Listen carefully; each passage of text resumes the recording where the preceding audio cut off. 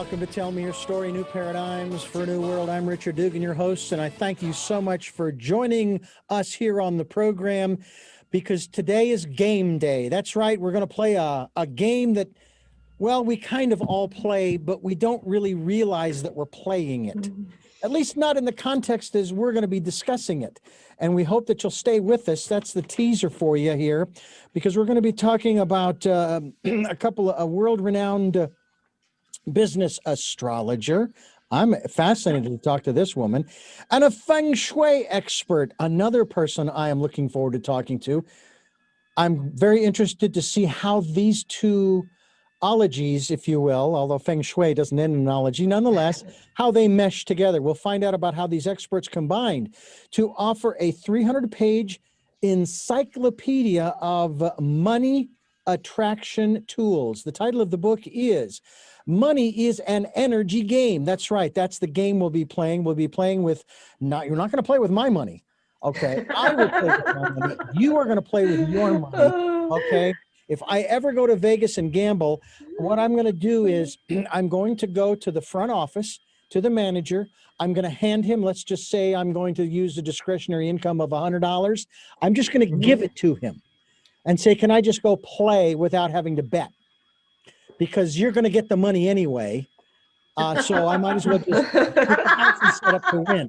We'll find out who the house is in this game called Money Energy. Money is an energy game, and we'll talk about that as we continue our conversation with our two very special and lovely guests. We have Madeline, and she goes by Peggy, but Margaret is our her co-author, and we are so grateful that both you, and it's Margaret Donahue and Madeline, and it's Gerwick. Gerwick. Gerwick, okay. Gerwick with a K. Gerwick, not C-H, C-K. C-K, yeah. Thank you so much for joining us, both of you. Well, thank you for having us. Yeah, we're delighted to be here. You know, it's one of the biggest subjects. It's one of the biggest dividers in relationships. In business, it's the biggest struggle, especially as we've seen during the probably it was during the 1920s, late 20s, during 2020, that we refer to as the year of perfect vision. By the way, folks, here's the book, okay? Here is the book that you're going to want to pick up. And we'll be giving the website as well here in just a couple of moments. We'll also give the particulars as to this program and all of that that's concerned. But the first thing is, I like the image you have on the book here. And obviously, you've got it probably set up in just such a way you're not in violation of any copyright infringement. That's right. We do look at that and say, looks vaguely familiar to another game that I've played and lost at. A buddy of mine played the Marathon Monopoly back when he was living in an apartment and I was delivering him newspapers, and we were having a blast. And we played, I think, for 4 or 5 or 6 hours until I don't know what happened, but the tempers got such and the board and pieces went everywhere. Oh boy. Oh, geez. And that's kind of what happened in 1929. In a manner of speaking, we've had it happen in probably other periods of time, but the most recent 2008, 2009, and so forth. And I've been having my ups and downs, as most people are, when it comes to this subject, and it drives us nuts because yeah, it does. formula. So let me start with the astrologer, and that would be Madeline, correct? Yes. Madeline, what does astrology have to do with, and I don't even know if the money is the correct term, currency? I believe in the law of exchange, universal law of exchange. There is always an exchange. Where does astrology fall into this, or how do you incorporate it into this conversation? Okay, well, astrology is actually the study of energy cycles. So it's all about energy, and Peg has been studying Feng Shui, which is the space, how your space reflects your inner energy. And so in astrology, we use timing to become more prosperous. In other words, there are certain days that are more auspicious for taking important actions. And there are days when you really can't make something happen because nothing's going to come of it. The cycle is such that no action is really being supported at that point. So you would rather take an important action like introducing a new product or starting a company or launching a website on a good day at a good time that would connect you well with your customers and bring in financial success. So that is one piece of the astrology, and it's one piece of prosperity is good timing. But in general, Peg and I are aware of energy on a lot of different levels. And astrology is just one of the levels, and Feng Shui is another level. And there are multiple other levels that are impacting our money as well. And so energy is a very broad topic. And so it's a big number of factors that are impacting us at all times. All right. Well, now I'm going to jump to Peggy. First of Okay. all, Margaret, how did you? Where do you get Peggy? Is that your middle name? No, it's just a shortened version. It's a nickname. Okay. Margaret can be very formal. I never thought of Peggy Yeah. as being a shorter version of Margaret, but It's hey, actually an Irish thing. I should know that. Look behind me. I've got a granite wall. It's beautiful. On the Aran Islands off of the coast of Galway. Okay. This is that granite fortress that they have there on Inishmore. So I should know that. But anyway, so I know a little about Feng Shui when it comes to placing things in a room. All right. Okay. I know very little about that. So how do you use Feng Shui in this energy game we call money? Well, the practice of Feng Shui is really about the energy in your space. And the premise is that your space is a reflection of your inner self. So you look around your space and it's all about the chi or the energy. Mm-hmm. And what we strive for is to have free flowing energy so that it's coming in gently and it's meandering around versus stuck energy. So clutter slows you down and bogs you down, gets you stuck in place. Or you may have energy that is just zooming right through. It's fast moving chi that leads to increased stress and increased anxieties. So you're looking for a smooth flow of energy. And we also have what we call a symbolic map of life issues that we place over your space. And we refer to this as the Feng Shui Bagua. Think of it as a tic-tac-toe board that you put over your space. So in that, the back left corner is what we call the prosperity corner or the wealth corner. So that is one in particular that you want to have in great shape if you are looking to strengthen your prosperity or bring in more money. And you'd also work with the front right, the opposite. So the back left and the front right. The front right is what we call helpful people. So it's about the right people coming into your life to help you out. And it's also about the blessings you receive. So the two spots really go hand in hand. And again, you want to have everything working. So you want to make sure your electric is working, that your plumbing is working well, there's no leaks. Lights are working, light bulbs are not burnt out, that sort of thing. Dirty and foggy windows can cloud your vision as you're looking forward. As I said earlier, clutter stops you in your tracks. Yeah. Oh, yeah. Yeah. I have a shredder that eliminates. Okay. Okay. Now, Okay. before we go any further there, let me ask about orientation in a room. How do you determine what is the front and the back of a room? I have a studio. Mm-hmm. And when I enter the room, if I think of what you just described, the door is, I guess the best way to put this is on the north side of the room. There's a closet on the east side of the room and that wall. There's that back wall on the south, and then a window on the west wall. There are actually 2 windows on the east wall, but they're like those transoms that kind of come out like this, and then you just Sure. pick back up, that kind of thing. Yep. So how do I determine which is the front and the back and so forth?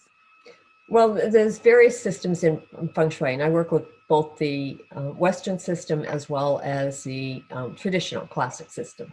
So in the Western system, that's where we use the Feng Shui Bagua. So as you enter through the door of your office, then the back left would be the top or the far corner on the left. So directions, you don't have to worry about the directions, the north, east, south, or west. You just do the placement from where you come into the room. Okay. And you might come in on the left side, the center side, or the right side. Left. I come in on the left side. Okay, you come in the left side. So in our Feng Shui Bagua, you would be coming into what we call the knowledge area. That's about knowledge and wisdom and self-discovery. Ooh. Yeah, and look at what you're doing. Yeah. Tell me your story, right? It's more entering the room, not so much how I sit in the room, where the way my computer and my screen are set up. Well, actually, that matters too. When you sit in the room, we like to see you sit in what we call a position of power. Sit in a position of strength. So position of strength is one where you have a solid wall behind you. And look at what you have. You have a rock wall behind you. Through the magic of... I'm not messing around, people. No. So you want to have a solid wall behind you. You want to have open space in front. And ideally, you also see the door. So I can't over my right shoulder. So the door is behind you. Not exactly. It's actually, when I'm sitting, the door wall and the wall with the door is on my right. The solid wall is behind me. I have that other wall with the two windows up high, and then I have a window in front of me, but it's covered to keep the sunlight from coming in the summertime, because it's so it heats up. Sure. And do you have a lot of space in front of you? Would you say you have the larger part of the room in front of you or behind you? I would say it's either to the left or to the right of me. It's more of a rectangular room. Okay. Okay. So you're sitting in a room that is a horizontal rectangle? I mean, it's wider than it is longer? The way I'm sitting in it, it is wider than it is longer. Okay. Okay. Well, again, using the directions, it's north to south wider than it is east to west. Okay. And again, behind me is the solid wall. That's the longest. In front of me is the wall with the window that I've got covered. That's the longest. Okay. Okay. So, and the door is to your right. To my right. It's to your right. So if you place yourself at the door, which is to your right, okay, then that far left corner is your wealth area. Okay. In the room. And then we were talking about sitting in a position of power. So the position of power is you do have a solid wall behind, and you have space in front, but it's more space to the left and to the right, and the door is to the right. So when you're sitting at your desk, you really don't see the door. You don't have a clear view of your door. No. If I'm looking at my monitor, absolutely not. You're right. So it would be good in that instance to place a mirror where you can see the door, so that you can just look up, to the left or the right of your monitor, and you can glance in it and see if anybody's coming in. Because what that does, you love what? I love the workarounds. Oh, great. So and there's typically workarounds. So that's why people really don't need to worry about Feng Shui, because it's really about what can you do to create a nice flow of energy and to get things moving. Let me jump back to Madeline. Sure. When we talk about astrology, are we talking, because I'm very aware of, have had on my program many times, a dear friend of mine, his name is David Hawthorne, and he's Eastern astrology, Eastern or Vedic astrology. Do you incorporate different, if you will, astrological modalities, east, west, and so on and so forth, or is this primarily Western astrology? No, it's Western astrology. Okay. All right. Yeah. Now, do you use dates and or times? Because again, you talked about astrology. Astrology is really about energy flow. Okay. Yeah, energy cycles. Yes. Cycles. There are a lot of cycles, and it's fairly complex. So what I do is I provide people with a color-coded guide. It's called my Good Timing Guide, so that people can know good days and times to do important activities. So it'll It's tell a you fabulous guide. it'll tell you when there's a timeout, what I call a cosmic timeout. And astrologers call that a void of course moon, but that term doesn't mean anything to most people. So I call them timeouts because people understand that when the ball is not in play, you can't score. And that's essentially what's happening. So you don't want to take important actions during timeouts. And there are some days where I show a green dollar or green dollar plus when there's more money flow or more expansion. Or there's days when communications are really good and strong, and there's days when it's not, and so forth. And there's days when it's great to promote or take important actions and so forth. And then there's days when it's not so good. And there's good contract days, good negotiation days, things like that. So you can be in the ballpark just using the guide to figure out this is a good day for XYZ, or no, it's not really that good of a day for that. Let's choose a better day. So. Well, I was told back in 2013 by my Vedic astrologer about something that was coming up in 2019. Now, my perception, and I shared this with him, and he agreed that that was a good analogy, a good metaphor, was that with Vedic astrology, and we can tie this into the Western astrology that you're using as well, I think. He said that, I said, it's like a roadmap. And all you're doing is you're telling me about the potential conditions that I may come across at, let's just say, mile marker 200 and mile marker 647, and it's so on and so forth. And it is up to me, entirely up to me, as to whether or not I prepare for those conditions. Like at mile marker 200, there might be rain. I could take a flicker, I could take an umbrella, or I could do neither and potentially get soaked to the skin. Right. Whereas at mile marker 647, it might be real windy and I better hold on to my hat or be ready to buy a new one. Or glue it to my head, or so and so we went through this, and he said that in November of 2019 I would begin a period of many years of having what he referred to as the Midas touch. I'm still waiting. Now I've had the ups and downs. Okay, I've had the ups and downs, but something I did about a year prior, I realized that it was coming up, and I thought, I need to change the way I look at money and prosperity and all of that. I need to start, because I don't want to be like the lottery winner who is middle lower class, who wins millions of dollars and is exactly where they were 1 year later. Right. Before they won. So I started doing that. I started to put different spins on things. I started to let go of the anxieties over needing to pay bills. As a matter of fact, I've heard this one technique when it comes to outflow. And that is to even verbalize it. And this, I know, is part of some of these steps that you two have set up, the 8 steps in here that we'll go over. And that is being grateful. Thank you for letting me pay. I'm going to throw this out there. Thank you for letting me pay $400 a month for my car and renter's insurance. Thank you for allowing me to pay $400 a month for my truck payment, for my insurance, for my telephone, for groceries, whatever the amount is. One of the other things that my wife has really instilled in me that I try to remind myself every time maybe I go to the gas pump, or we buy groceries every week, and sometimes we'll spend a couple $100. And I used to grumble about that. Oh my God. And I finally got, she really kind of instilled in me, it is what it is.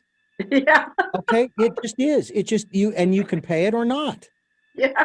Okay. That's exactly right. Accept the fact that the reality is this is what it costs. You want to pay that? Okay, then. So accepting those realities to me is part of that. let's talk about these 8 steps that you have in here. This is in part 1 of your book. Now you have the introduction to the money game. Part 2 has to, actually, that's the introduction. Part 1 is the 8 keys to your prosperity. The first one is cultivating a positive money vibe. Which one of you wants to take that first? Well, there are a lot Go of ways ahead. that you Go ahead, can. Madeline. There are a lot of ways that you can cultivate a positive money vibe, Okay. and some of them have to do with your belief about money. Essentially, money is just a way to exchange energy with other people. As you mentioned earlier, there's always an exchange of energy, and that's what it is at the very basics. Everything is made of energy. There's nothing in the world that is not made of energy, Yep. including money. So when you believe that money is filthy for the filthy rich, or can't be spiritual, or something of that nature, or that it's hard to get and you have to work hard to get it, any of those things, or if you're limited in your belief that you can only get money by earning it, or you believe that it's always something taking it away from you. It doesn't matter what the cliche is that you've been instilled with. It's limiting your money vibe. And then there are other ways that your money vibe can be raised by letting go of fears and anxieties and things of that nature. I like to think of it as it's always feeling, happy and joyful, knowing that you'll have more than enough. If it's not for, if it's not coming in this way, it may come in another way. So expecting to have that money to pay your bills and to be open to multiple ways of receiving it. Sometimes it comes as a discount. Sometimes it comes as a gift. You don't have to earn all the money. That's a big key to this. And it's really about prosperity. It's more than about money. Money is one aspect of it. It's about overall well-being. So, Richard, when you switched your money vibe, what changed? What changed was a lack of fear when I was getting close to zero in my bank account. And I still knew that I had other transactions that were going to go through auto pays on, and Yes. I set those up intentionally because I didn't want to miss a payment, because I have so many different, I call them vendors. Sure. Okay. So the anxiety and the fear just, it went. Now I still do my part when I get close like that to try to make some adjustments. And I even, and we'll talk about this too, our intuition. I was being prompted to do something that I was totally against the practical me. This is how I'm going to do this, and I'm not going to create more of a hill to climb by doing this. And my prompting was saying, do this, that which is against. And I thought about it. I finally did it. And when I did it, the end result was that if I hadn't done it, it would have been even worse. Wow. So it sounds like your intuition kicked in. Yeah. And you paid attention to it, which is huge. Yes. Huge. Yeah. It's really listening to our inner self. That's where the answers are. So letting go of the fear and cultivating a belief that you're okay, that you'll always have enough, that you'll be well cared for, is a huge one. Also, many of us have we all have a money ceiling, the amount of money that you'll allow your bank account to have. And once you reach that, it starts going down again. And that's might rise up. Yeah, that's why the people lose the money when they win it in the lottery. It exceeded their money ceiling. So what you can do is practice raising that money ceiling. Be comfortable with having more. Double it and then triple it. Let me see if I can find it. And then play with it coming in. I've been carrying this, and I'll show it to you here in a few moments. But I've been carrying with me a check that I wrote to myself. Now, is it a real check? No, it's non-negotiable. Okay. But it's still something I did. And this was back shortly after we moved here. Uh-huh. I have it right here. There it is. And it's small. Okay. But I will show this to you and our YouTube viewers. I don't know if you can see the amount on $5 million. $5 million. Yes. Okay. Awesome. I've been Mhm. carrying this with me. Well, let's see. I think there's a date. Yeah, since 2007. Okay, so November. maybe think of it as it's non-negotiable that $5 million is going to come to you. 11/24, 2007. $5 million to both myself and to my wife. I signed it. Actually, it does have all of the codes at the bottom there. And actually, I don't think it matters how large or small the piece of paper is. Right. It's just, is there an account that you can deduct that to withdraw that from? There's a story I want to share with you two ladies that I would like your opinion on. That I don't know if it's a good story or a bad story in the sense that it blocks us. Okay, it limits us. Before I tell you that story, I want to remind our listeners, this is Tell Me Your Story, New Paradigms for a New World. We are talking with two lovely ladies who are sharing a great, great story. We have Madeline Gerwick as well as Margaret, and I've got to get your last name here. Where did I just see your last name? Donahue. I I'll help you out. Donahue. I should know that from Phil. I don't know if you not. Madeline Donahue, Margaret Donahue goes by Peggy, and then Madeline Gerwick. And we're talking about these different principles, what the bottom line for attracting money is. It's energy. That's what we're talking about. And I do want to remind our listeners that we are here Sundays at 7 a.m. and 7 p.m., Monday mornings at 1 a.m. We are streaming live at those times at richarddugan.com. Podcasts are available on SoundCloud, iTunes, TuneIn Radio, Spotify, Stitcher, Player FM, Blueberry, and other locations. We're also, as I have already mentioned, we're on YouTube where you can watch us converse and interact. And, it's not quite the same as being in person. Some situations just, whether there's a pandemic or not, just don't work out. But when we are able to have folks in studio again, I'm looking forward to that. We also encourage you to participate in the decade of perfect vision. And it is where we want you, as we just alluded to, as Madeline and I were just chatting about our intuition, how important it is. We want you to spend time going within. Spend time listening to that still small voice. In my case, it didn't put me in harm's way. It actually made things better than they could have been if I hadn't listened and followed the promptings. But it also allows me a time to be in that calm, peaceful, quiet place where I can just relax and rejuvenate, refocus my energy, and then we can move on into the day. And if you'd like to support us financially, speaking of money, we do have a PayPal account for your security as well as ours. Any amount is greatly appreciated. The larger, the better. But you know what? We just would like for you to participate in what we're doing here. If this resonates with you, we want you to be a part of this if this resonates with you. Now, ladies, I grew up in broadcasting for 15 years at a Christian radio station where I was constantly hearing, without your support, we'll go off the air. Please. No, not here. No way. I would never put that on anybody. I chose to do this program. And as long as I'm able to do it, I'm going to do it. If folks would like to be a part of it, I thank you for those who have helped.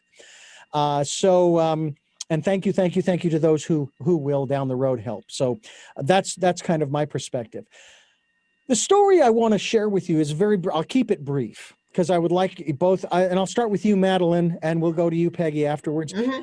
The story goes like this. Two gentlemen, they get together quite frequently they're good friends.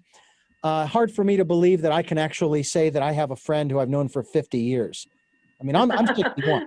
Okay. And I've known this guy since sixth grade, and we still communicate. We have a great time on the phone now. He still lives back in Phoenix, my hometown. And so these two guys, they get together every so often for a meal. And one day they get together for breakfast. And at the end of the meal, the bill comes and the guy looks at it, reaches in his pocket and pulls out the exact amount plus gratuity. And they go off and they get together a few days later for lunch. And the bill comes, and same guy pulls out of his pocket the exact amount plus gratuity for the bill for the meal. So now they're at dinner a few weeks later, and the bill comes, and the same thing happens. Pulls out exactly the amount that he needed for that bill plus gratuity. And his friend is a little flabbergasted. How is it that every time we go out, you have exactly how much you need to pay the bill? And by the way, thank you so much for paying the bill. And the guy says, well, let me tell you, I found this bottle, and I rubbed on it, and this genie came out, and he gave me one wish. He says, you get one wish, okay? He says, and I says, well, can I think about it for a day or two? He says, absolutely, but you only get one wish. Now, the guy could have wished for $1 million, 10 million, a billion, a trillion, whatever. Could have wished for all kinds of things in a package deal kind of deal. He came back to the genie a few days later, and he says, this is what I wish for. I wish to have exactly what I need whenever I need it to make the purchases that I need to make. Your wish is granted. And that is how he is able to do that. Now, that means that on the one hand, he does not have a bulbous bank account with 5 or 6 or 7 or 8 digits in it. Because every time he goes to make a purchase, the money is there. Is that a good story of abundance and prosperity, or not? Because he doesn't have those reserves, yet at the same time, he has access to that abundance. He has a special account with the universe. And actually, everyone actually has that special account with the universe, but most people don't access it. So yeah, it is actually a good story, because what he has done is arranged that he always has his needs and wants met. And that's exactly what you want. You want all of your needs and wants to be met when you want them. You don't necessarily need 10 million in the bank, because what's it doing for you? See, those are his reserves. Yeah. He does have reserves. Yeah.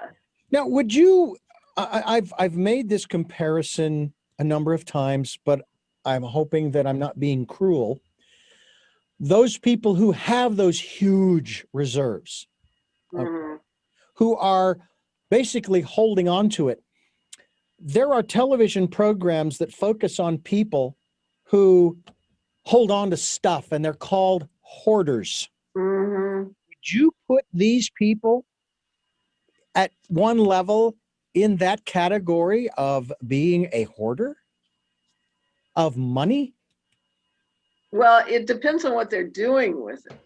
If they're investing, they're not doing anything with it. They're not doing anything with it. Well, then it's not working. You see, it's not bringing them anything. It's not circulating. So if your money isn't circulating in some way, whether you're investing it or you're circulating it by purchasing something, then it's actually not working for you. It's not actually, that is similar to stuck energy in that sense. You see, because it's just sitting there. It's not actually creating for you. If that makes sense. But also, it may appear on the surface that they're not doing anything. I mean, that's our judgment, that they're not doing anything. But they may really be doing a lot of things behind the scenes with it that the average person is not aware of. Yeah, that So they may be putting their money to work, and they may be growing it, and may have plans for it. But it is about keeping it in circulation, putting it out, and having more come back to you. Let's talk about the energy flow. Okay, I've heard it compared to water in a pipe, and in a house. And you talked about this earlier about make sure there are no leaks and so on and so forth. The water coming in is the income, so to speak. All right. Not specifically that. It could be just, you can call it prosperity or abundance. And as long as you don't have any leaks and it's going elsewhere that you don't want it to go, then you've got that coming in. But you also have to have open piping and drains for the outgo. All right. And anytime you have a blockage, somehow there's an interference in the flow. That's exactly right. Anytime I come home, even if it's just a backed up toilet that only needs a little plunging, I do it right away because of the symbology there, the metaphor. Right. Yeah. And there's also symbology. It relates to toilets to always keep the lid down, when it's not in use, because that is the flow of the water. It's a plunge down, and you want to stop Well, we that. have a more You want to practical minimize than that. we have animals, cats and dog, and we don't Yeah. want drinking out of the toilet. There you go. Right. So there are practical that. reasons for it. Yes. Very good. Very good. But plumbing is a big aspect, to make sure that your plumbing is working correctly and to correct those drips and leaks, because that is like money leaking out the drain. How about the electrical system? You've got electricity flowing through the house. I mean, I was just thinking about money and electric. energy. Yes. Same thing. You want your electric working as well, so that things aren't short circuited or coming to an end or halt. You want all the systems in your house working. You really do. And if you're not in a position to get something fixed, what I say is put it on a list rather than sit there and say, oh my gosh, I can't afford it. I don't have the money to do it. I can't do it. Put it on the list, the to-do list, that it will get done, because that's all putting the intention forward, and it's keeping it in motion versus bring it to a halt. Yeah. I know that I've had some very malefic, I'll call it, thoughts in regards to perspectives on money, and I think this comes from my own ego and judgment, because there are these two, what I perceive diametrically opposed concepts. You have, on the one hand, the immigrants who came here in the late 19th and early 20th centuries, and the words on their lips were, this is the land of opportunity. And many of the small businesses that were started in the early part of the last century have become major global corporations from that little beginning back in the late 18th and early 1900s.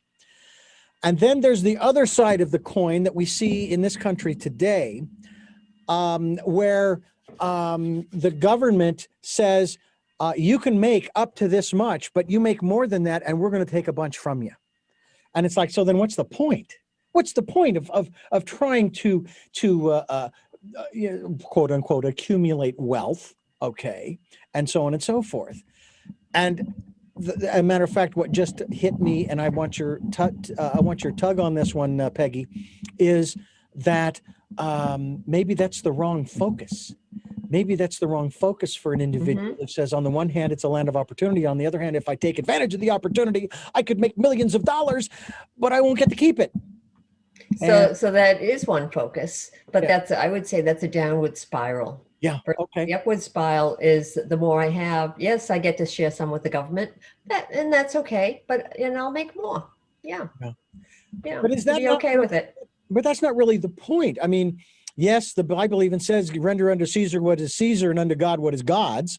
Okay. Some will interpret that as tithing, and that's fine too.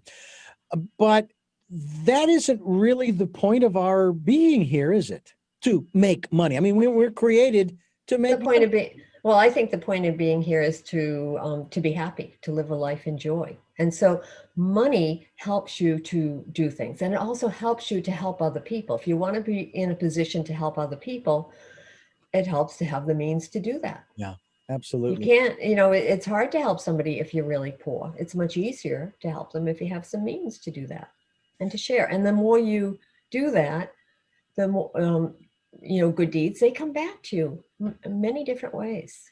Is there such a thing? I want to go to you next, Madeline, but first, Peggy, let me ask you this about Feng Shui in a room or a building or a street for that matter.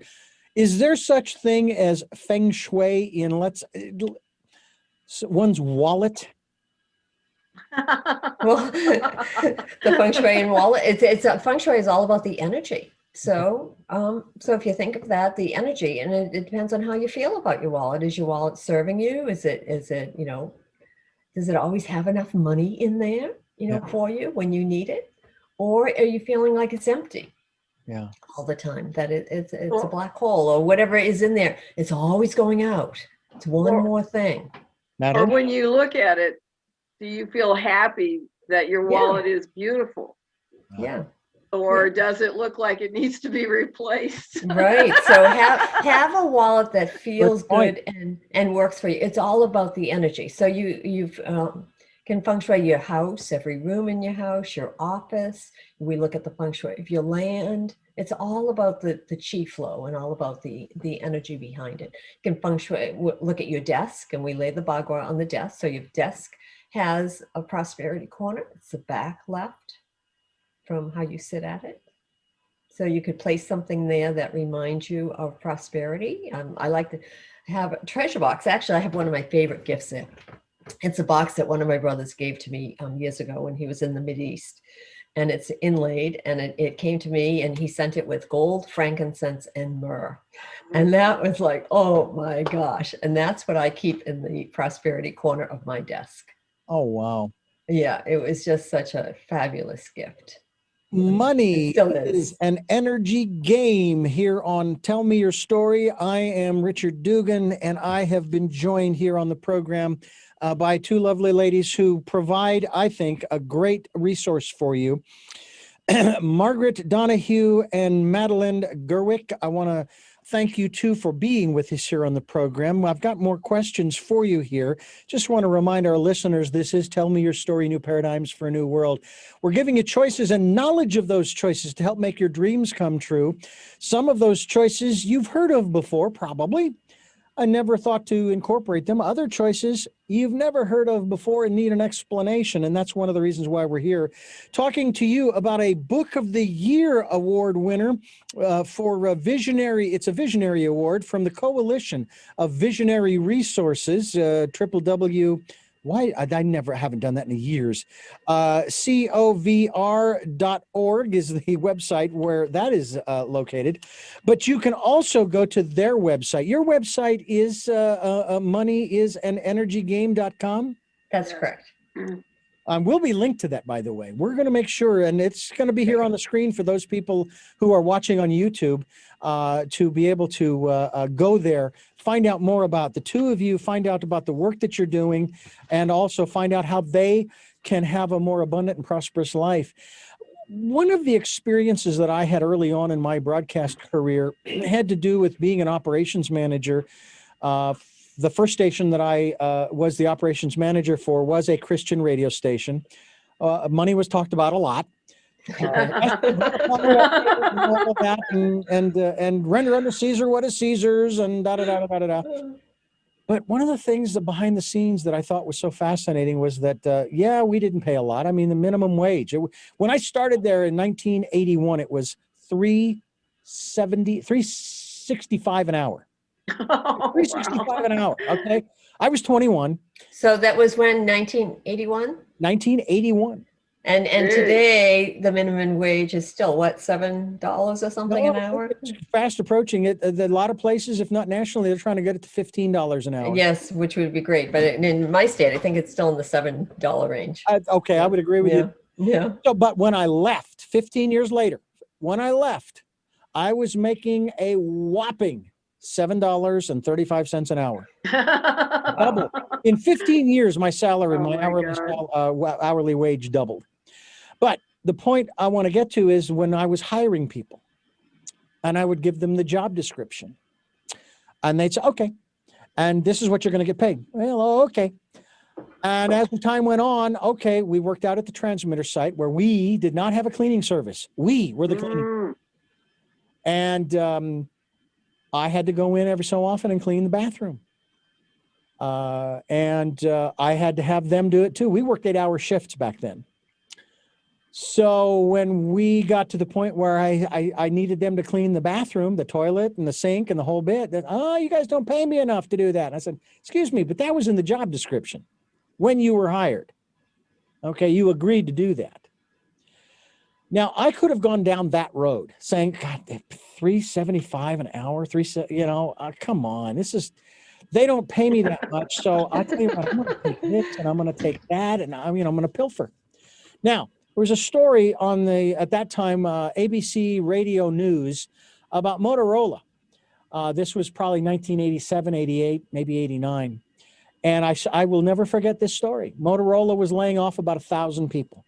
The Mm. explanation was at this particular plant that nearly $1 million worth of materials was missing. Wow. Odds are because it was being pilfered by employees who didn't think they were being paid enough. Now, I was given the opportunity to start doing interviews, and they would air. I'd record them on cassette.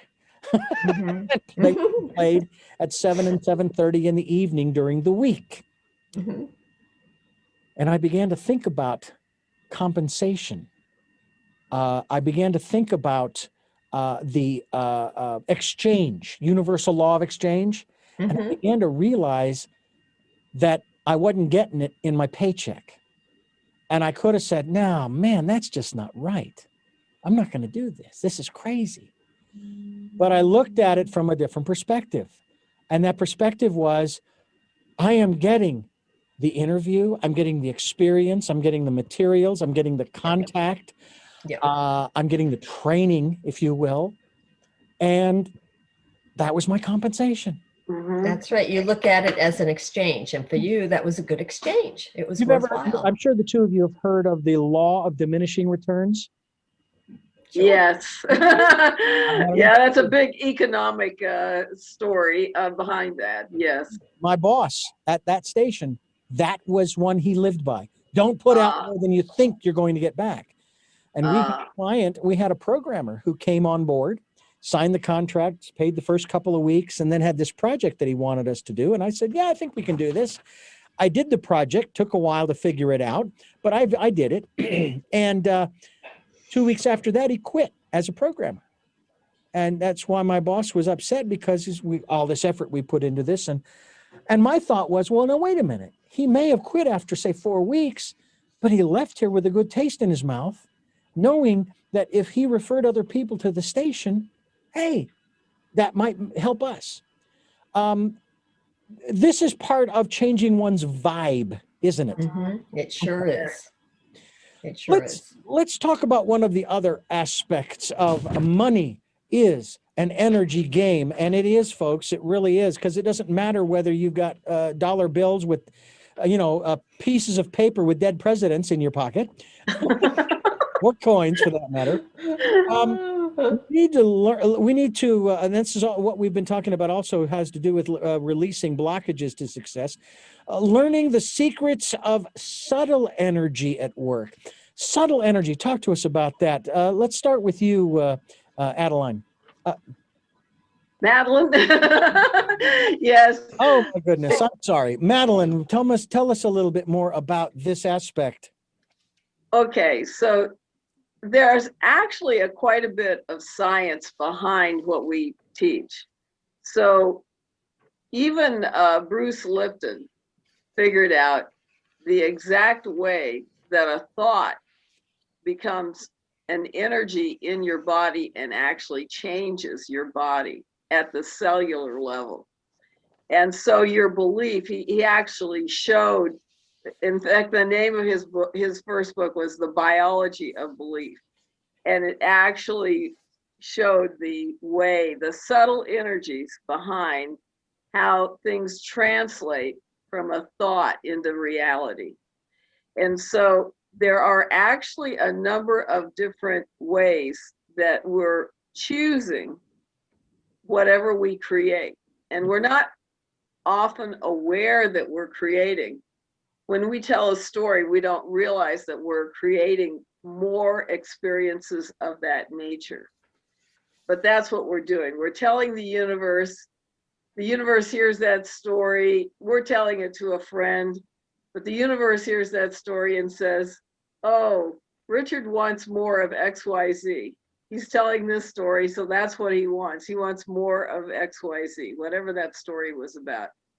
And when you're choosing words that are negative, judgmental, critical, things that are swear words or negative words, the universe is just sending you more negative experiences that match that energy. And there's other ways in which you're choosing how you take care of yourself that are impacting your money as well. So if you get enough sleep, for example, or if you eat food that energizes you, or if you get exercise, that's another way to energize yourself and move energy. Or if you're having conversations that are supportive versus challenging, or if you're in a situation where you're hearing a lot of negative news, or the reading material or what you're watching on the internet is negative, that can bring your money vibe down, you see, because it instills fear and anxiety. And if you had no spiritual practices, that might lower your energy as well. So there are a lot of different ways that the subtle energies are created by choices that we may not connect to money, but they're all impacting your money. And these subtle energies also can get encoded in your cells and stuck in your cells, such as your beliefs. And many of your beliefs come from your family, from your parents and your grandparents. So if you think about the stories that you were raised with and how members of your family related to money, did they struggle? Did it come easy to them? This all gets encoded. And so I do a service called Emotional Freedom and Healing. It's a meridian tapping exercise. And in the book, we have a link to a recording. If you have the Kindle version, you just click on it. If you have the paper version, you type it into your browser. But it's about a 45-minute session where you can tap away blockages to money that are encoded in your body. And then you can also customize it for yourself, or you can work with me and I can customize it for any other beliefs that you have. Well, patterns. It'll release negative patterns that you have related to money. Some people are great at attracting money and then they get rid of it. Right. Yeah, you've heard of the rags to riches to rags. Absolutely. Yeah. And a big part of it is people feeling that they don't deserve to have money. Why should I have money when there are so many people who are poor out there who need it more than I do? Yeah. It's a very common belief. And yet you hear these wonderful stories sometimes throughout the year, but primarily around the Christmas holidays. When there's this one guy who, and I'm not even sure what state it's in, and he may be going from one state to the next, and he's anonymous. He does not want, he's covered by the news, but he makes sure that he is not identified. And he goes into stores and he hands out $100 bills or more to individuals. Isn't that incredible? Yes. Yeah. There's a Santa Claus for you. I know. And there are stories of how sometimes people have gone into Walmart and, they've stuck like $100 in by the baby section where, people who really, really need it. And you come and then, they might stand by and just anonymously watch the reaction. And they gain a lot of satisfaction from that, just helping people out of the goodness of their heart. I know too, and I'd love to have both of your comments on this. Peggy, you first, and that has to do with just making subtle changes in our lives. And sometimes the smallest change can evoke some of the biggest shifts in our lives, and sometimes we don't even realize it. That's absolutely true. And I highly encourage everybody to do that. Just do something a little bit better today than maybe yesterday. Have one extra positive thought. There's a concept of the tipping point, and Barbara Fredrickson has written about this in her book, Positivity. And the tipping point is 3-to-1, to have 3 times as many positive experiences as negative ones. It's not about doing away with all negativity, because that's just not real. We are human and things go up and down, but strive to have 3 times as many good experiences as difficult ones or challenging ones or troubling ones. Isn't that more a matter of perception on our part as to whether it is a positive? Because, a matter of fact, what was just running through my mind as you said that was, I'm driving, and all of a sudden somebody jumps out in front of me, and I see them over there, and I get this feeling, my intuition, they're going to jump out. And so I slow down, and they jump out, and there's no problem. And I don't honk my horn. That's right. That's perspective. I don't honk my horn. Yeah. That's right. So changing your perspective. Yeah. So, not letting those things bother you. I mean, that is huge right there. Mm-hmm. So do something to be happy every day.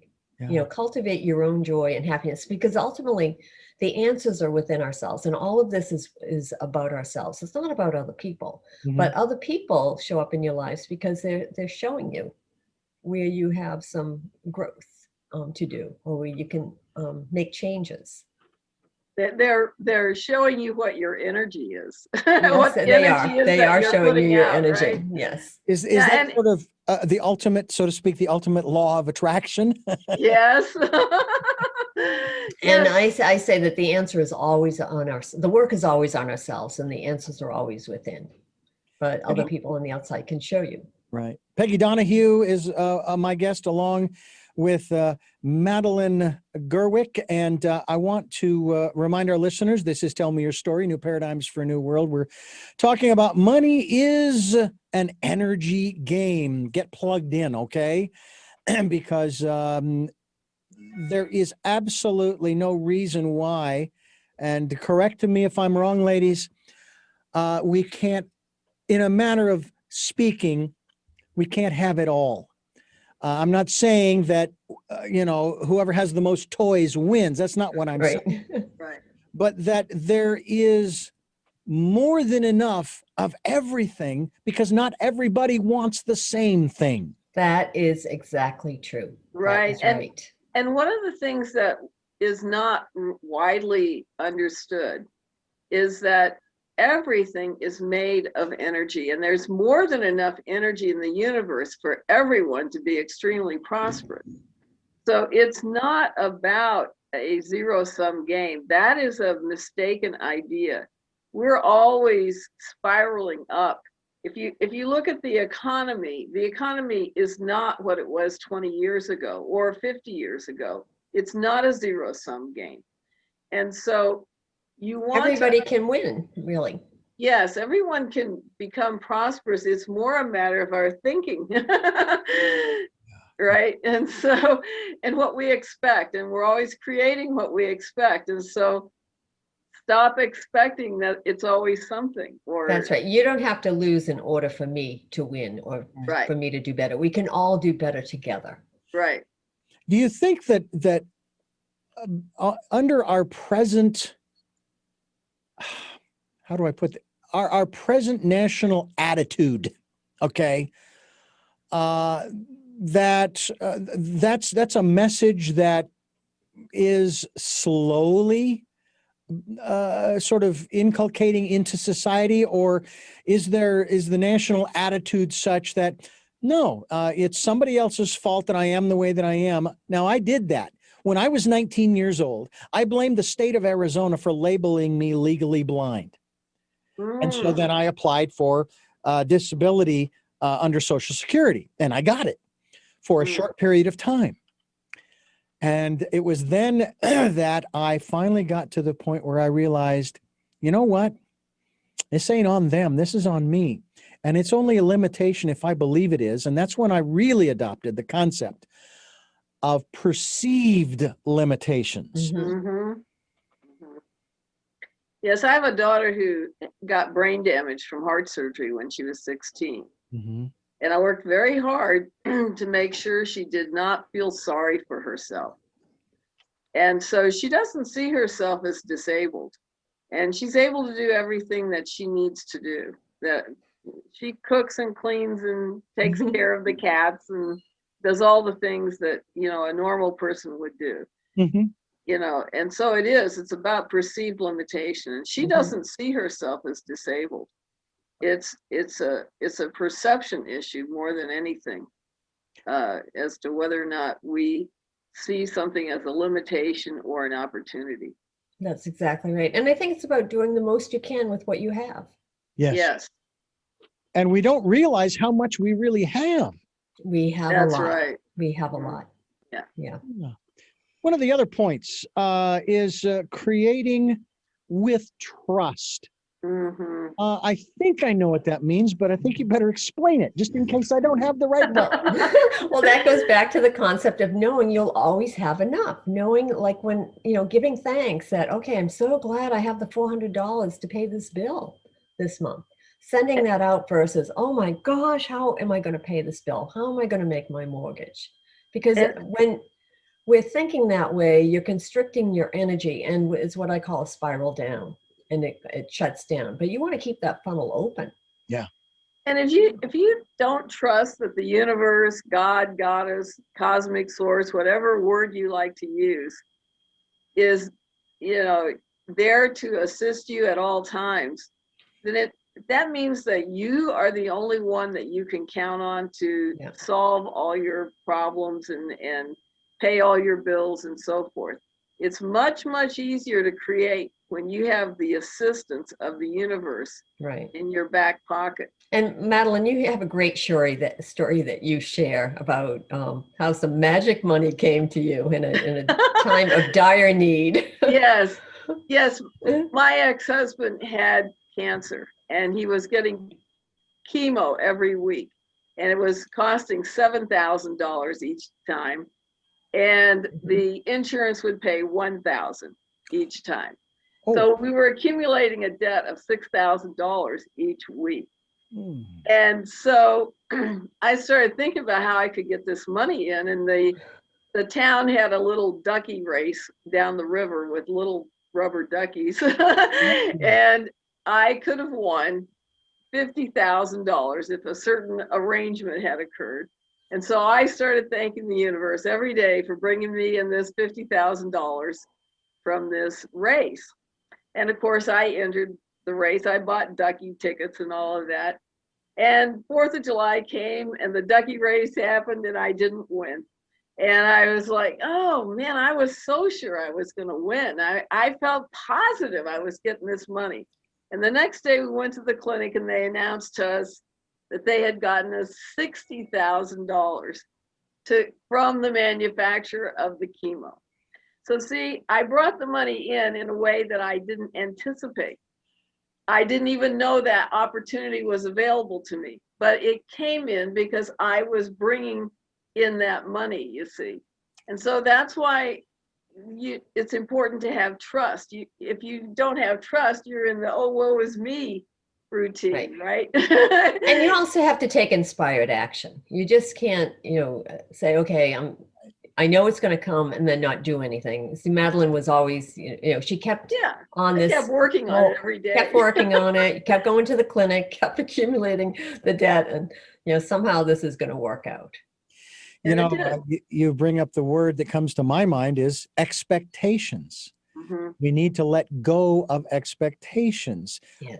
I've talked to so many people, as well as myself, reminding myself that there is always an exchange. It may not appear the way you'd like it. Why isn't it showing up in my paycheck? Because that isn't the way that it will show up necessarily. Mm-hmm. That's right. That's right. And I like to use this concept of, there's a prayer of leading. It says, if this is for me, expand it. If not, take it away. That's a very quick way of sorting through some options. Wow. To be open. If this is for me, expand it. If I'm meant to do this, send me the means to do this. If not, take it away. It's a very effective tool. Yes. Very effective. Do you think that when we are in a situation where we're kind of trying to do all of the right things in that regard, as we've talked about in the program, and things still aren't flowing, and we're doing the best to maybe talk to ourselves in a complimentary way and not being self-deprecating in that regard, and yet things are still not happening, that the universe is not so much not there for us as much as it's helping us to learn a particular lesson. Mm-hmm.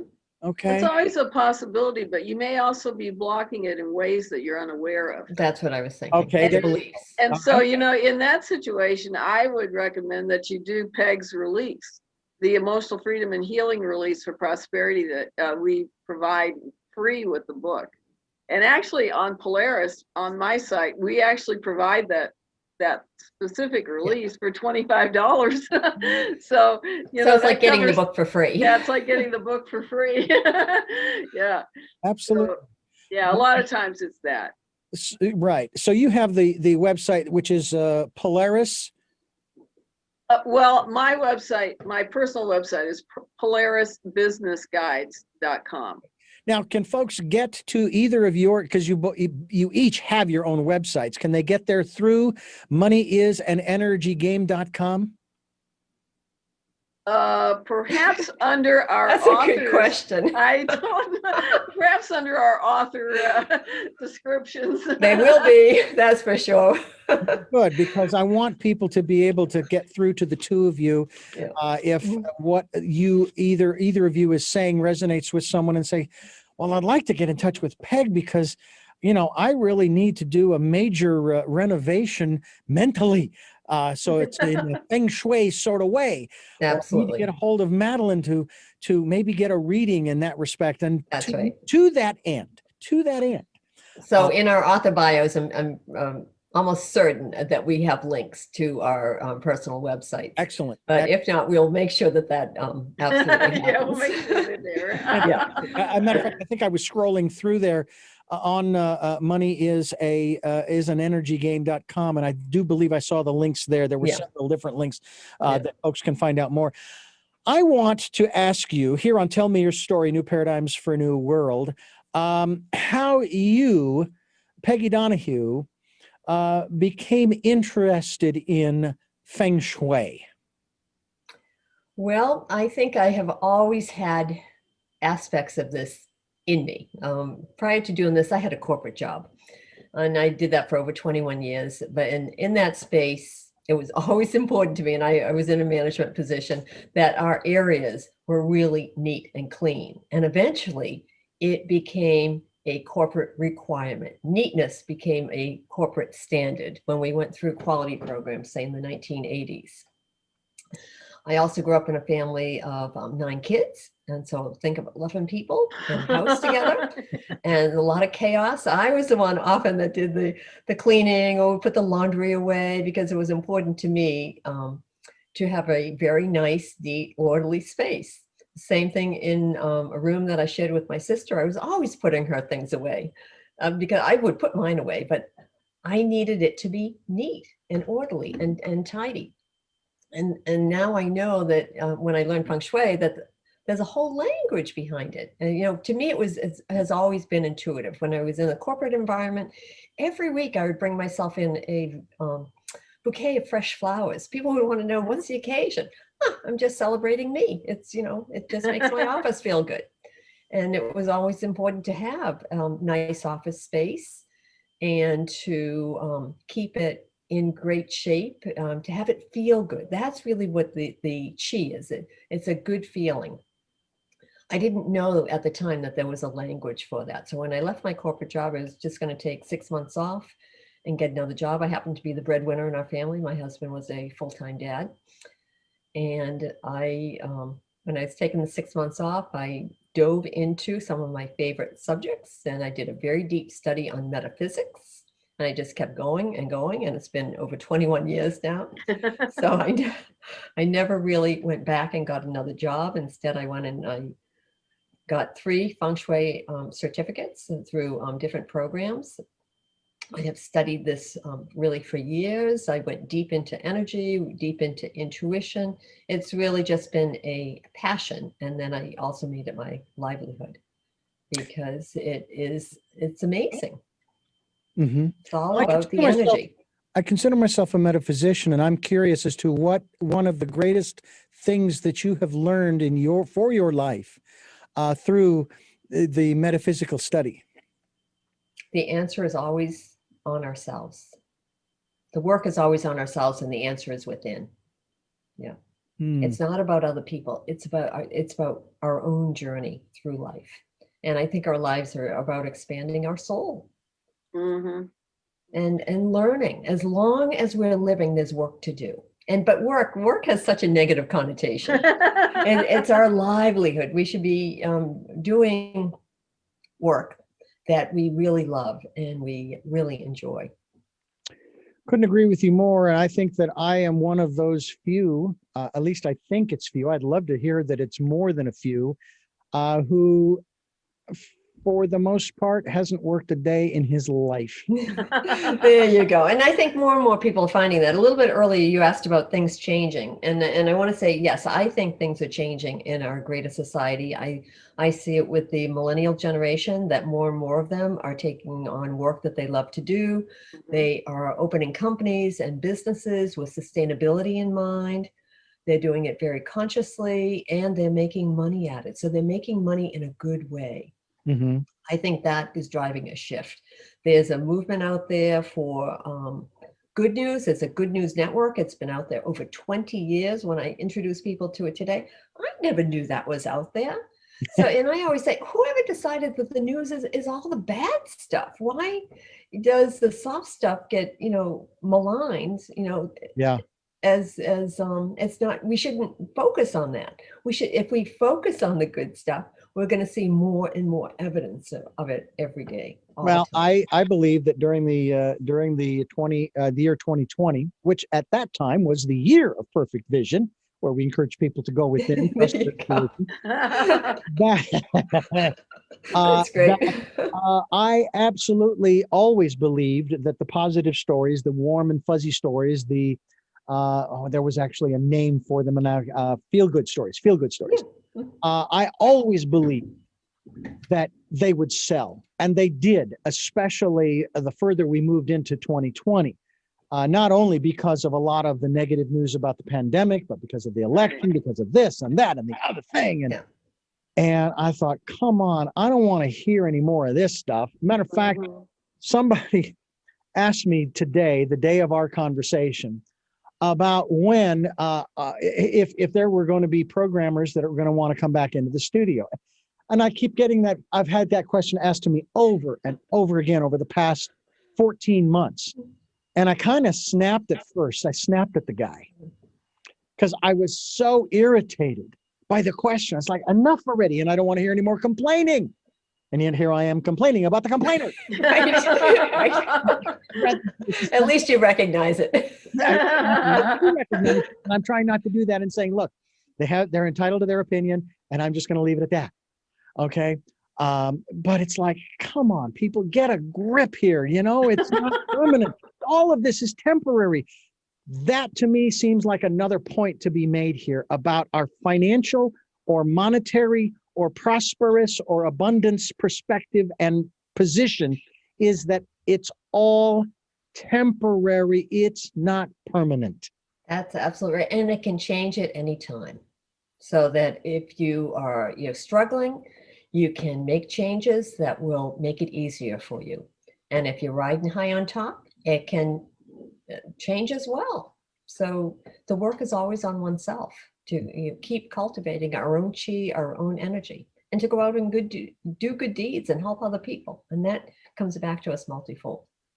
And one thing that is commonly not understood is that people who have a lot of money are often in fear of losing it. Yeah. And so that is also a scarcity mentality. If you're afraid of losing it, that's the same fear of not having enough. It's just the opposite side of it. And so it's prosperity. True prosperity is not having a fear. It's understanding that the universe is there to support you and provide you with a special pocket of resources anytime you need it or want it.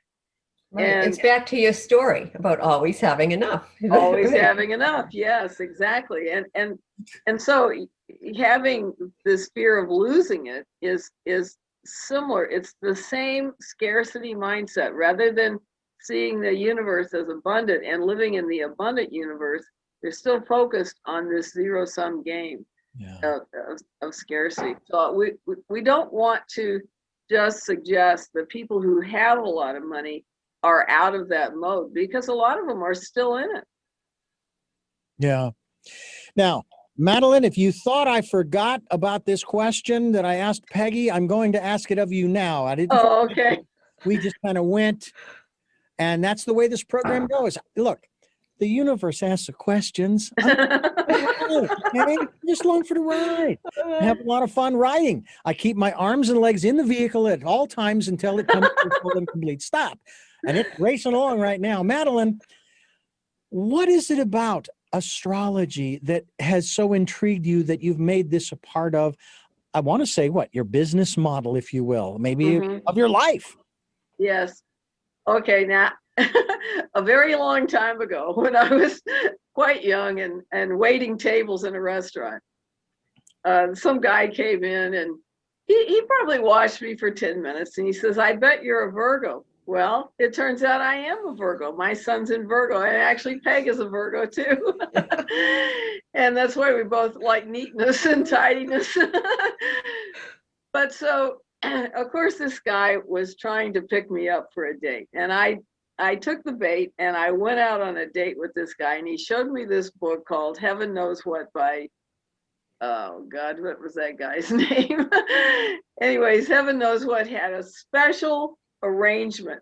And in the back of the book, you could look up your birth date and have all these paragraphs that you could read about your birthday. Okay.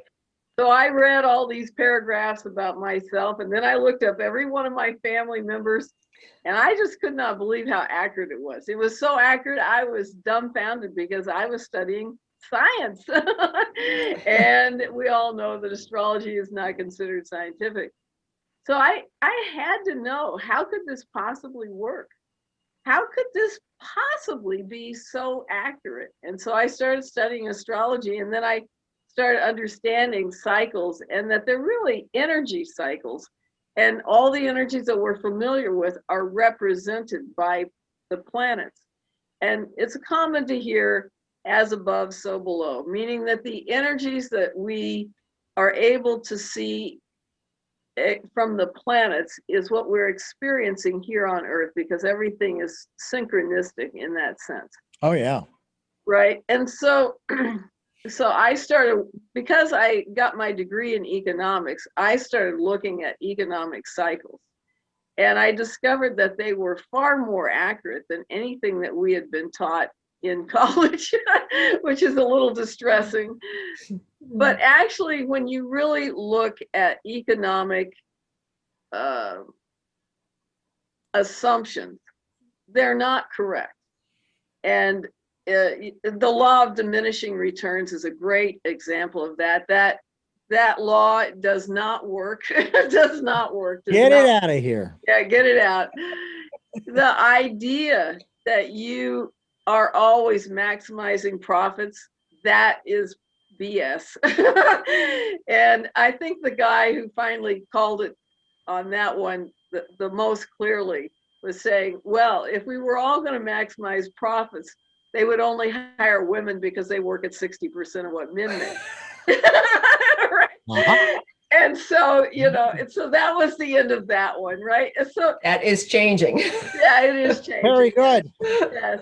But I'm just saying that, you know, the cycles that are shown in by astrology are far more indicative of what's happening in the economy. And that's why I decided to become a business and economic astrologer. And everybody does personal astrology because businesses are made up of people. But I'm just saying, there's a much different perspective about what's happening in the economy based on the astrology. And we're in the middle of a 40-year process of basically economic and social revolution and changing our economy from what we consider to be an earth economy, something related to agriculture and manufacturing and services and financial products, and changing it over to an air economy. So that air economy started December 21st of last year. It's going to last for another 199 years. And so we're just getting started in this new economy, which is related more to technology and to relationships and to data and transportation and a lot of AI, artificial intelligence, things of that sort. So there's a very vast difference between what's going to happen in the future economy versus the old one that we're leaving behind. And we've been transitioning out of that old economy for the last 20 years, and now we're transitioning into the new one for the next 20 years. So when you understand it, it makes it much easier to live through these tumultuous times. Yeah. I know too that there are people who are extremely resistant, especially when it comes to this issue, for example, of petroleum products and petroleum and gasoline powered and diesel powered vehicles and on and on and on. And I often say, well, do you have any idea how the horse and buggy industry felt when the automobile did come along? Yeah. Okay, they felt the same way as you're feeling now, but this is a natural process that is going to happen. It doesn't have to happen. It's going to happen. Well, and it happens over a period of time. Right. It doesn't happen overnight. It doesn't happen overnight. Think about when they gave up horses and buggies, they had to build infrastructure. They had to build roads. They had to have gasoline stations. Yeah. You see, and they had to build cars. You know? Right. So all of these things took, 20, 30 years to really, even longer to get established. You know, what I find so fascinating is the resistance. And of course, the one gentleman that I interviewed many years ago, he's since passed. His name was Jacques Fresco. He was with the Venus Project out of Florida. And he was a futurist. He was a visionary. He was also an architect who designed futuristic cities that were very circular in nature. And he lived on the outskirts of this circle, and your workplaces were on the inside. Well, guess what? We have transformed, and more people. I watched a piece the other day where people are migrating away from the rural or from the urban centers away to small towns, which is unfortunate for the small town because now the small towns are going to become big cities. Yeah. But be that as it may, because they can work anywhere now, they found out that the job they're doing doesn't have to be done within close proximity to the brick and mortar. Right. So now they can pretty much live anywhere they want. And with, for example, this program that I'm doing and the work I do, for the most part, I could do it remotely or, what have you. There are certain aspects of it that don't work as well that way, but be that as it may. So that aspect of the way in which we do things has changed. And so the upsides of the pandemic, which I saw, I didn't see the actual upsides. All I knew was I felt inside that there were some unbelievable opportunities that we didn't even know about. It's like when I talk about choices and knowledge of those choices, if you don't know that you have the choice, how can you choose it? So when things change, new opportunities come up that people get very creative. I mean, look at now granted, the mask industry is going to take a big plummet here not too long from now. But you know what? I think they'll be very glad to go out of business. Yeah. I want to go back to your point about not being able to choose something if you don't know about the choice. Okay. That is the whole reason why you must trust the universe. Right. Yeah. It's the whole reason behind it. You see, we don't know all of our choices, but the universe does know all of the choices, you see. So it's not really important that you know how to get something to happen. That is very unimportant. The only thing that's important is for you to know what you want to create. And as you create that, or as you put out that intention, the universe will start sending you all the things that you need to know in order to create that intention. In fact, in the book, we talk about letting go of the how. Let go of how it's going to happen. Stop trying to force that and focus on the end result. Focus on your vision of what you are creating or what you're bringing in, knowing it's going to come in, and be open to multiple ways. Be curious about how it's going to come in. And you can ask a question. Oh, I wonder, when troubling things happen, I wonder what this is about. I wonder what this is about. Or how is this going to happen? But how in being open and wide versus being in fear and closing down. The wonderful saying that I learned years ago about what you just described, it goes like this. Do not try to be a part, do not try to control the process, be a part of the process. That is huge. That's exactly right. Yeah. Now, Right. We are all part of this process in the universe. Yeah. When you I think even about asked it. this question during 2020 of some of my guests. And I'll ask the two of you to, from your perspectives, just your own maybe intuition or just your own experience and wisdom. Why do you think that humankind, and this is on a metaphysical level, Peggy, why do you think that humanity at large, and again, because this was global, chose to do this to itself? Because we made the choice to do this. Why do you think that is? Was it about evoking change that wouldn't come about any other way? Was it I don't know. What are your thoughts in that regard? Well, my first thought is it's about teaching us that we're all one, that ultimately what we do to one another, we do to ourselves, and we are all one. We're one human race. And it's about treating each other and ourselves with kindness and respect and love. Ultimately, it's about love Okay. and expansion. Yeah. Madeline, your thoughts? Well, I have a particular filter on that because of astrology. And last year we had 5 extremely rare cycles. And then some of these cycles had not occurred for 1,200 years, 700 years, 900 and some years. I'm talking very unique and unusual cycles.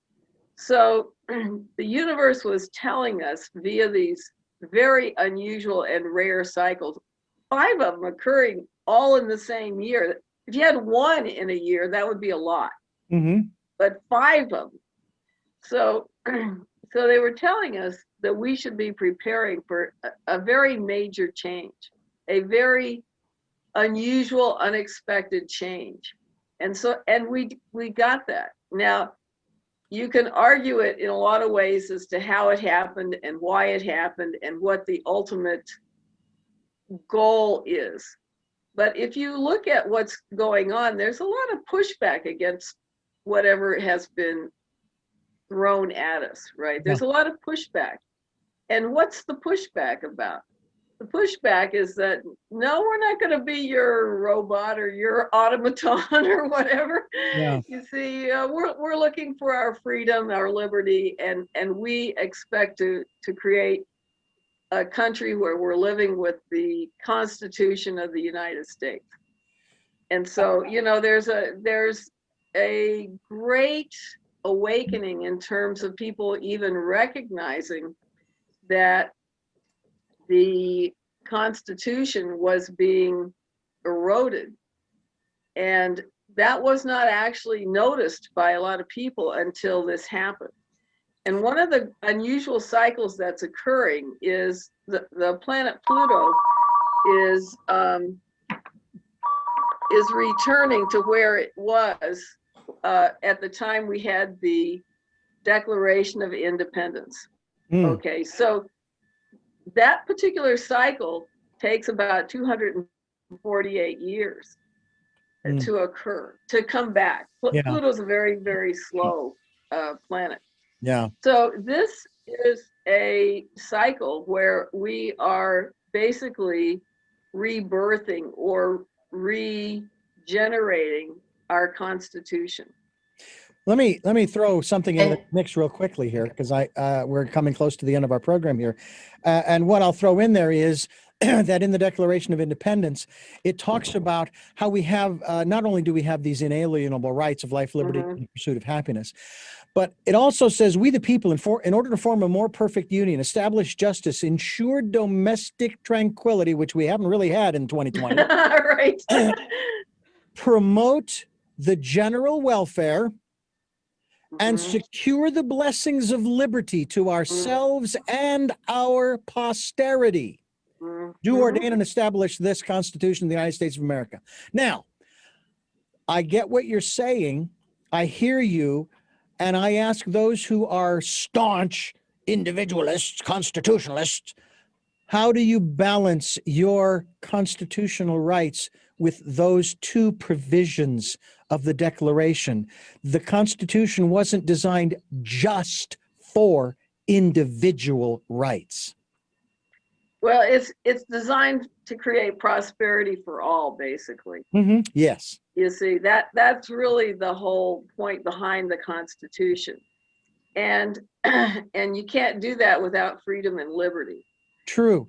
What if I told you though that I don't feel that my freedoms or liberty were infringed? I actually exercised my freedoms and liberty. Okay. That's one way to do it, right? I care about not just me. I care about you, Peggy, and you, Madeline. I don't want anybody else to have to suffer through this. So I'm going to do my part as part of the community. And I guess that's kind of where I'm coming from is right. And I think also another theme here is that the consciousness of the planet is rising, that we're all becoming more aware and hallelujah, more in tune with each other. And people are moving towards taking care of one another. And not only here, but globally. We know it's the right thing to do. Absolutely. Yeah. And that's been happening for many, many years. Yeah. It's coming more into view right now. And the right thing to do was to have the two of you on our program to talk about money. Money is an energy game. And I thank the two of you for explaining briefly some of the rules of this game. Hadn't really gotten into that category per se, because again, there are universal laws, as we talked about, for example, the law of exchange. There is always an exchange. Yes. It may not appear the way you want, but I'll tell you what, I would rather be surprised, and I have been many, many times, at how things happen, the synchronicity, as well as the lack of expectation on how it will, the form that it will take. And it's really been, it's been quite fun. You talk about pursuing happiness. That's one way to do it, to let go of expectations. And then when it happens, oh, wow, that was pretty neat.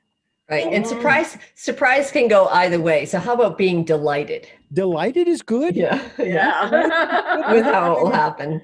I'm delighted to have had the both of you on our program here to talk about the work that you've put together here. Available through the website, Money is an Energy Game. We hope that you folks have enjoyed this program and will get in touch with these wonderful ladies who have basically put together. The neat thing is you don't have to have a set of dice or a wheel to spin. You don't even need just go and have fun with it. Play with the concepts and have fun with them. There, because we're here to have fun. We're here to play. That's right. You know, and it's a wonderful thing. World-renowned business astrologer as well as a Feng Shui expert have combined to offer a 300-page encyclopedia of money attraction tools. And it is in the name of Money is an Energy Game. And my guests have been Peggy Donahue and Madeline Gerwick. And I thank the two of you for joining us. Go to moneyisanenergygame.com. Now, I have 3 questions that I ask my guests, and I'm going to ask the two of you these questions, and I'll bounce it back and forth so that each of you will have an opportunity to think about the answer while the other answers. Before I do that, though, I want to let you, our listeners and viewers, know that we are here on Sundays at 7 a.m. and 7 p.m., Monday mornings at 1 a.m., and then our special edition of Tell Me Your Story is Wednesday mornings at 9 a.m. We stream live at those times at richarddugan.com. Our podcasts are on SoundCloud, iTunes, TuneIn Radio, Spotify, Stitcher, Player FM, Blueberry, and many other locations, too numerous to mention. And those that you repost our interviews to, thanks for doing that. And you can watch these interviews on YouTube. Just go to the channel, YouTube, Richard Dugan, and Tell Me Your Story. Just look for the guy with the hat, okay? Easy to find. If this resonates with you, if you enjoyed the program and you'd like to support us financially, hey, I'm expecting that there will be support. I don't know how it will come, what form it will be in, but I do know that it will be supported, and we will be here for a long time to come. I've said this before on the program, and I'll say it again. My great-grandmother on my mother's side lived to be 100, and I was saying when she was 95 that I was going to outlive her, but she was making it really hard. Okay, so I've got another 40. What is it? No, it's 39 years now. I got 39 years to go, and I want to go beyond that. I really do. Of course. Me too. I intend to. Absolutely. I intend to make it beyond 100. And then, of course, we ask you to spend time with your still small voice during this, the decade of perfect vision, the 2020s. Please take the time, listen to that still small voice, and take some time to be at peace and find that calm place, a quiet place where you can rejuvenate, re-energize, refocus, and all those good things that bring you back to your true self, your authentic self, as the term goes. All right, that is out of the way. So now, here's what we're going to do. Ask the question of each of you as we move forward here. And the first of the three questions, I'm going to first start with Margaret Donahue. Who is Margaret Donahue? Who am I? Well, I'm a good person. I'm a wife, a mother, a sister, an aunt. I'm many things. I'm an author professionally. I'm also a Feng Shui practitioner. I clear people and spaces of negative energy. I believe in living a good life and living in harmony with nature and going out and doing the best you can every day and helping other people. Who is Madeline Gerwick? Well, I'm a great spirit that is There you go. disguised as a human being. And I of course am an astrologer. I'm a business person and an author, a speaker, and I am a mother and a great friend to a lot of people and a consultant to a lot of people. Mm. And I am a great gardener as well. Yes. Green thumbs. Yeah, I have a big garden. I have like 15 flower beds, and I have flowers on my desk every day. Fresh flowers every day. Even in the wintertime, I have flowers on my desk. Oh, beautiful, beautiful. Yeah. Well, Madeline, I'm going to start with you with question 2. Okay. What is it that you hope to or want to achieve through the work that you are doing now? Peg and I want to start teaching prosperity training throughout the world. We want to have a worldwide focus on creating prosperity throughout the world. And so together we are working on doing exactly that. And this book is the first step to that, because the book is actually like, for lack of a better word, like a textbook to the program that we want to create for people and get it translated into other languages so that people around the world can learn how to be prosperous throughout the world. And of course, I'll continue to be an astrologer. I'll continue to provide good timing to people and help people understand how their prosperity can increase by focusing in certain ways based on their chart. But our big focus is to create much more prosperity throughout the world. And Peggy, what is it that you hope to or want to achieve through the work that you are doing now? Well, in addition to collaborating with Madeline on teaching people and helping people cultivate prosperity for themselves, I also strive to help people that I work with bring out the best in themselves and to help my clients and my friends, my family live a meaningful and joyful and inspiring life. And finally, Peggy, what is your life's purpose? Well, that I just wrapped it up. My life's purpose is to live a joyful and meaningful and inspiring life. That's what I do. And Madeline, what is your life's purpose? My life's purpose is to bring the messages of heaven to humans.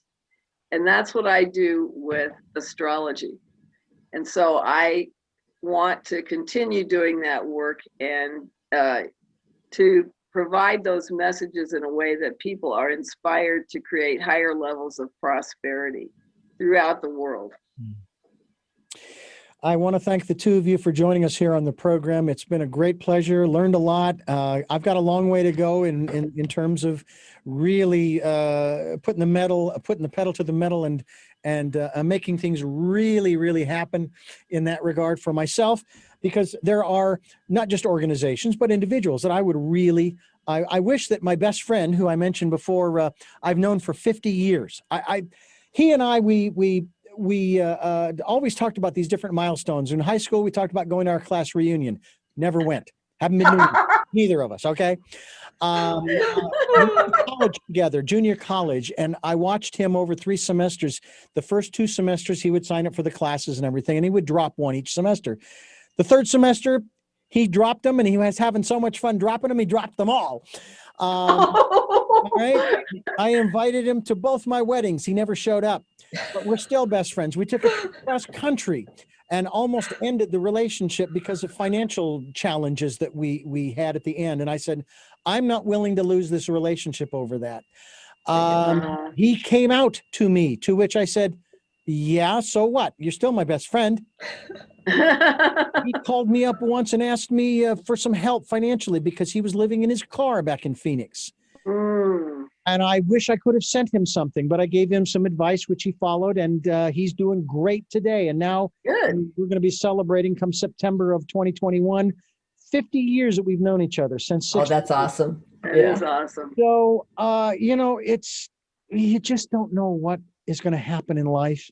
Right. But if you're there for one another, you create a community. And through this program, I'm creating one heck of a community through the hundreds of interviews that I have done over 40 years of interviewing people. That's great. Wow, that's awesome. Blast doing it. So I want to thank you for joining the family and being a part of what we're doing here to change the world for the better for everyone. So we're going to help you in some way to get the word out beyond this interview. We'll have you back again to talk more about prosperity and abundance. It's there for each one of us. It is there for each one of us. Grab it. Well, thank you, Richard. Thank you so much for having us. Yeah. And I want to thank you for listening and watching. Tell Me Your Story, New Paradigms for a New World. We are giving you choices and knowledge of those choices to help make your dreams come true. And until our next broadcast, podcast, videocast, love to law.